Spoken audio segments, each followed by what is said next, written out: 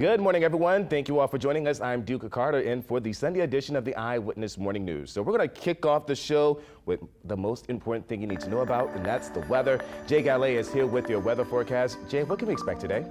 Well, Duke, unfortunately, pretty much the same thing we saw yesterday. We had a lot of rain. We actually had a little street flooding. That could be a possibility once again. Take a look at the radar imagery, and we'll give you an idea what's going on. Hey, yesterday was another frustrating day for drivers and business owners. Nearly 2 inches of rain fell in half an hour. Now, at the Superdome, almost 1.9 inches of rain reportedly fell in 30 minutes, reminding folks in town about a scene that's becoming a little bit too common. The flooded streets prompted the question of whether the pumps were working properly.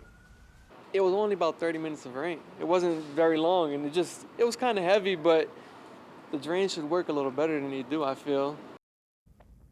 On Twitter, the Sewerage and Water Board told the public they're staffed. Operators are responding and reminded people not to drive through high water. And as Jay said, more rain is on tap for today. A look now at a few other stories you need to know. A man is hurt after a shooting in Algiers. It happened just before midnight near the intersection of Magellan and Tita Streets. New Orleans police say the 18-year-old victim suffered a grazed wound to his lower leg. Information is limited at this time.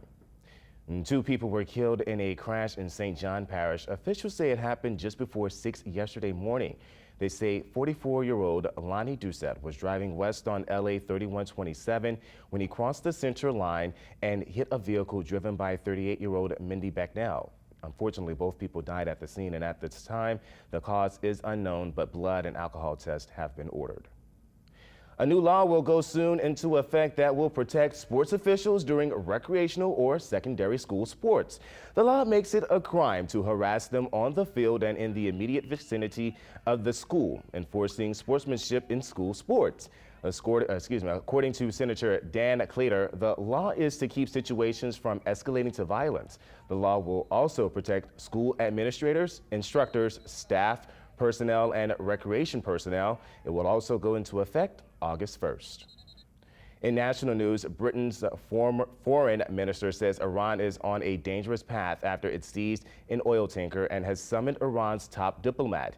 An Iranian state news agency has released a video that apparently shows troopers capturing the British flagged ship.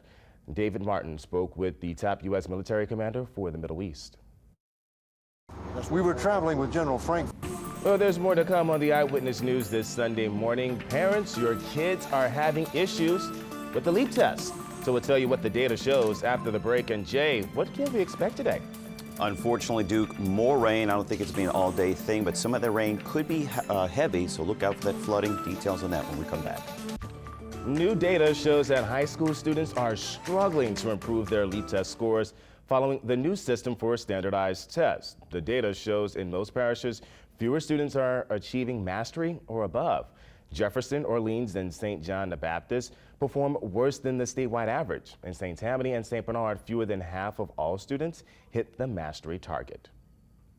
And just in time to gear up for the 2019 school year, students will be able to participate in the School Rocks Backpack Giveaway. Today, TCC and Wireless Zone will donate 187,000 backpacks full of supplies. The giveaway is today from 1 to 4 p.m. The backpacks are on a first-come, first-served basis, and for a list of locations, go to our website at WWLTV.com. For now, we're going to switch gears and get a look at your forecast. Weather expert Jay Gallet is here, and hopefully that backpack giveaway can continue, but we might have some rain. You know, like a school rocks. Yeah, school does rock. School rocks. School does rock, It but hopefully does. that won't put a damper with the rain that we're expecting. Are they to get giving today. away umbrellas with those backpacks? That would be a good one. It would be, because we're going to get more rain today, unfortunately. Let me show you the radar and give you an idea. So, you know, this is a typical summertime setup. You know, we get daytime. Some good news there. Thank you, Jay. Well, if you had a great idea for a new business, would you know how to fund it? Leslie Sadowski, video blogger with Biz New Orleans, says there are 5 options for small businesses that may be better deals than a traditional bank loan. The initiative for a Thanks, Leslie. You can read more about this topic and other local business stories and see Leslie's BizCast videos at bizneworleans.com. Well, switching gears in the entertainment world, a female lead will have the spotlight in the new Thor movie. You're looking at her right there. Oscar-winning actress Natalie Portman will play the God of Thunder.